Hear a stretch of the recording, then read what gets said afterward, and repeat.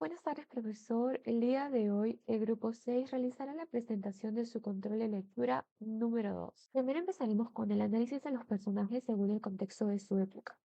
En el año 1986, Ken Reichardt, que en ese momento era jefe de Nathan Harper, logró una fusión entre agencias apodadas por la prensa como el Big Bang, entre Roland Bernbach, que pertenecía a Bill Bernbach y era muy admirado por Kate, dividió donde su director era Alan Rosenstein y su agencia. Fue que lograron formar el grupo publicitario Omnicom.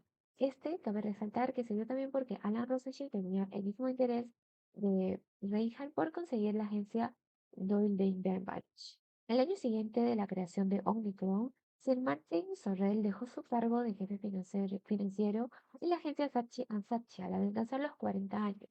Él decidió abrir su propio negocio comprando Wade and Plastic Products. Y fue a raíz de esto que él empezó a centrarse en una parte más de los negocios dentro del marketing, alejándose de la creatividad.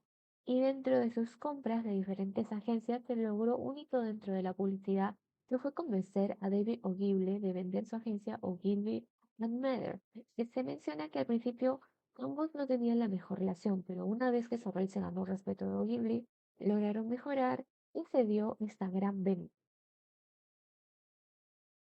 Tenemos a Morrison Harper, quien es conocido por su papel como el presidente de Mindtime Ericsson, y siendo uno de los personajes más influyentes en la historia de la publicidad del siglo XX.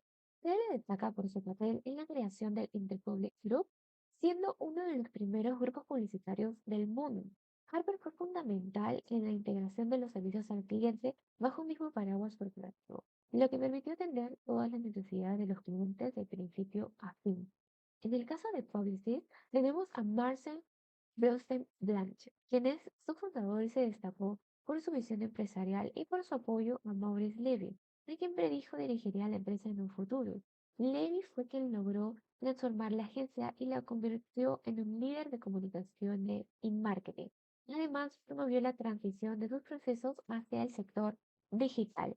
Por último, tenemos a la agencia Havas, donde tenemos a cuatro personalidades destacables que van desde su fundador, Charles Havas, que reconoció la importancia de la información como de la publicidad. Después tenemos a su sucesor, quien es su hijo, August Havas, quien terminó vendiendo su parte del negocio a diferentes entidades privadas. Y fue por esto que Havas, en un momento de la historia de la publicidad, terminó teniendo una imagen como espía de la élite debido al boom de la información que había en esa época.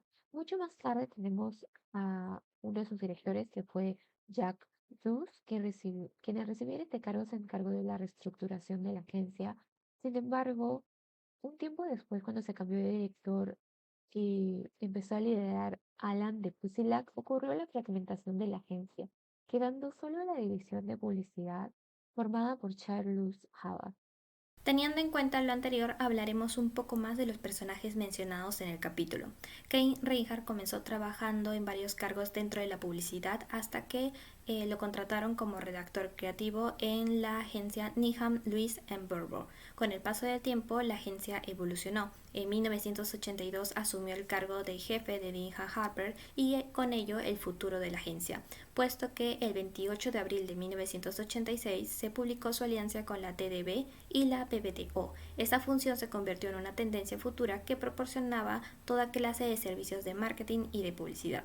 Asimismo, su política de no interferencia conservaba la esencia creativa de cada equipo integrado en la Omnicom. Por otra parte, Martín Sorel, un hombre de negocios, decide a sus 40 años aproximadamente comprar Wine and Plastic Productos para convertirlo en un grupo internacional de servicios de publicidad y de marketing, adquiriendo otras empresas importantes en el sector como Walter Thompson, Ogilvy Mather y Young and Republic Group. De esta forma, Sorel armó una red internacional que ofrece diversos servicios que ofrezcan soluciones a sus clientes.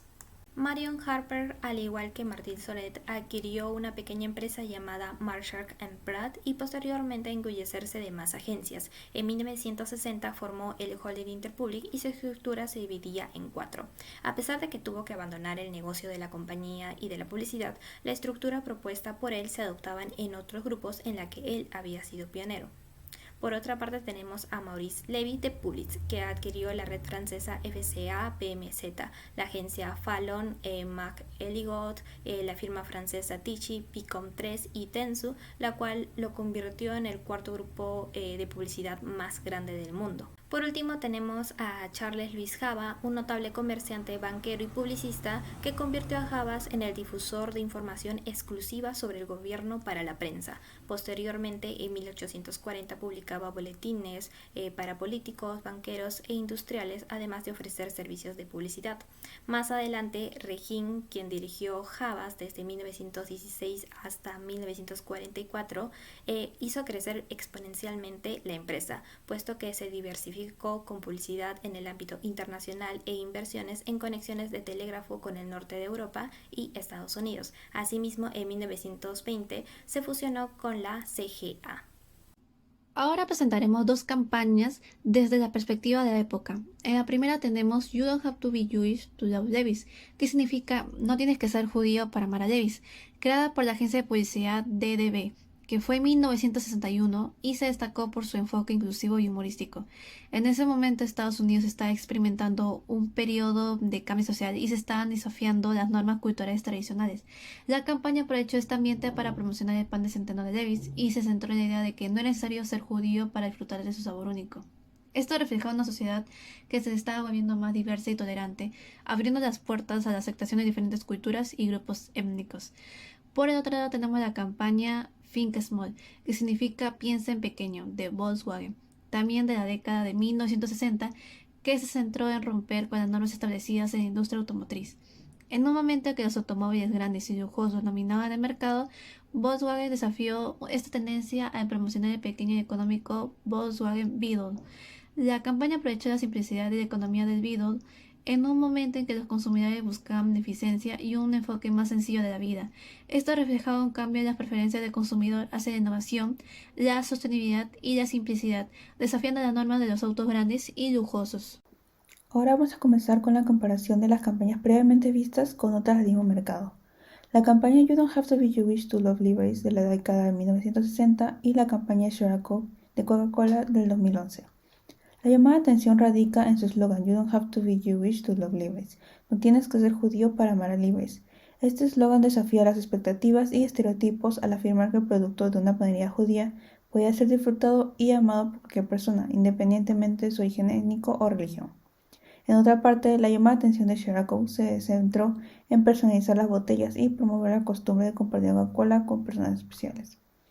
La posición única de venta de Levi's Bakery se centró en la idea de que su pan de centeno era tan delicioso y atractivo que no estaba limitado a un grupo demográfico específico, y la PV de la campaña Share & Co de Coca-Cola se centró en la personalización y el acto de compartir. Ambas campañas querían generar esa unión entre sus consumidores, velando la satisfacción de que se prueben sus productos y consecutivamente compartiéndolos con este tipo de experiencia. Los beneficios.